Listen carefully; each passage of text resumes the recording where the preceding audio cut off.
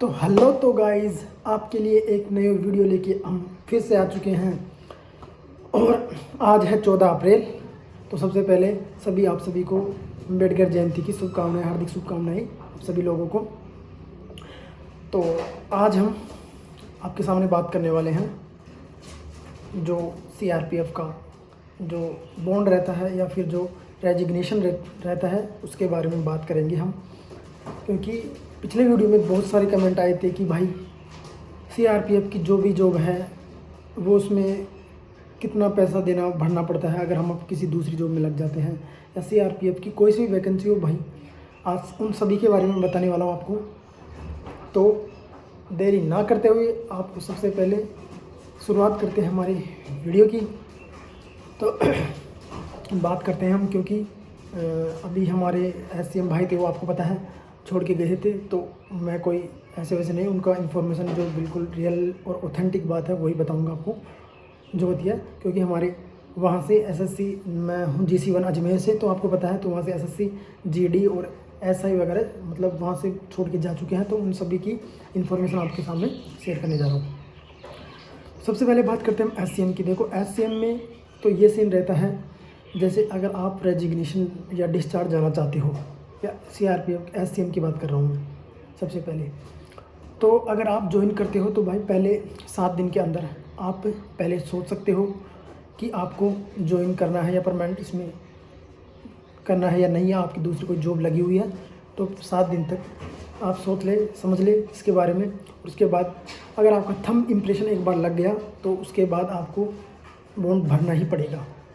तो बॉन्ड का तो ये सीन रहता है, जैसे अगर आपने यहाँ पे ट्रेनिंग कर ली है, तो ट्रेनिंग की अगर यहाँ फिर आपकी ट्रेनिंग शुरू नहीं हुई है तो जिसका भी ज़्यादा पेमेंट रहता है, तो 3 मंथ की बेसिक सैलरी यानी कि 45 × 3 लगभग 135 जो आपको पता है, और जो DA का 50% जो वो पूरा आपको भरना पड़ता है। तो लगभग वो अगर आपने ट्रेनिंग पूरी कर ली है तो आपको ट्रेनिंग का भरना पड़ेगा, यानी दोनों में से जिसका भी ज़्यादा रहेगा आपका, तो वो चीज़ आपको देनी पड़ेगी। सेम यही चीज़ SCM के अलावा सभी में रहती है, ये SCM के अलावा। तो लगभग आपको इतना पेमेंट भरना पड़ता है। रेजिग्नेशन का तो यही रहता है। और आपको रेजिग्नेशन आप अगर देना चाहते हो, आप किसी और में हो गया है, तो पहले आपका क्लियरेंस फॉर्म मांगेगा, आप उसको 3-3 कॉपी देंगे, आपको पता है वो। तो सबसे पहले उसमें छोटे लेवल से अधिकारी से लेके बड़े लेवल तक के, जैसे हमारे असिस्टेंट कमांडेंट, फिर उसके बाद कमांडेंट, फिर DIG, इनके सबके साइन होते हैं। उससे पहले जितना भी छोटे हैं, जैसे जे सर या फिर SI हो, या फिर मैस कमांडेंट हो, या फिर हमारे EC6 के जो भी है SI, उन सब का क्लियरेंस ड्यू करने के बाद फिर वो जाता है ऊपर लेवल पर। उसके बाद क्लियरेंस फॉर्म भर के फिर उसके बाद आपको एजुकेशन दे दिया जाता है, आपको पेमेंट भर दिया जाता है। फिर आपके चेक वगैरह उसके द्वारा आपको फॉर्म फिल पैसे करके आपको डिस्चार्ज कर दिया जाता है। तो इस प्रोसेसिंग में लगभग आपको 5 से 6 दिन लग जाते हैं कराने के बाद। और यही सेम ये SI हो चाहे SSC GD हो, सब में यही सेम प्रोसेस रहता है, क्योंकि SSC GD में भी यही प्रोसेस रहता है। क्योंकि SSC GD का लगभग एक दिन का 1587 रुपये एक दिन का होता है, अगर आपने ट्रेनिंग कर लिया है आपने, यानी जितने भी दिन ड्यूटी किया आपने या फिर जितने भी दिन ट्रेनिंग किया है उनको काउंट कर लिया जाता है।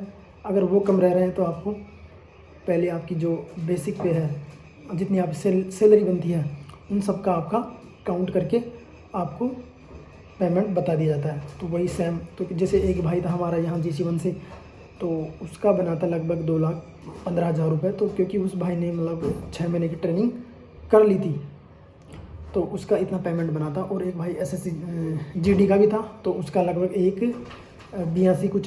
बार में इतना बना था, क्योंकि उसने भी 4 से 5 महीने की ट्रेनिंग काट के आ चुका था वो।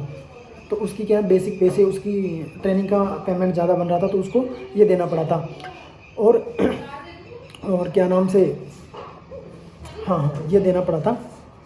तो उनका भी फिर ये रेजिग्नेशन फॉर्म आपको देना पड़ता है जहाँ जिसी से आप पहले भर्ती हुई थी, जहाँ ट्रेनिंग से पहले आपको जहाँ पर बुलाया जाता है अपॉइंट के लिए, तो वहाँ पर आना पड़ता है और वहाँ आपको देना पड़ता है ये रेजिग्नेशन।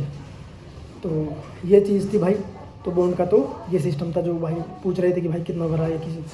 तो देखो भाई, अगर आपका किसी में हो रखा है, आपने पहले कोई एग्ज़ाम दे रहे, अगर आपको थोड़ा है कंफर्मेशन कि आपने हो जाएगा, तो भाई इससे पहले आप सबसे बढ़िया है ज्वाइन ही मत करो, क्योंकि नहीं तो आपको अगर एक दिन भी आपका थंब इम्प्रेशन लग गया तो उसके बाद सीधा सीधा आपको भरना ही पड़ेगा, क्योंकि सिविल जॉब सिविल होती है और इसमें आपको पता है इसमें अलग रूल रेगुलेशन आपका अलग होता है। तो चलो SCM की तो फिर भी है, बहुत अच्छी है जॉब है GD वालों से, तो SI हो चाहे SSC GD हो, इनमें तो भाई आपको कभी भी 24 घंटे कभी भी कहीं भी लगा सकते हैं आप। तो ये चीज़ें थी भाई।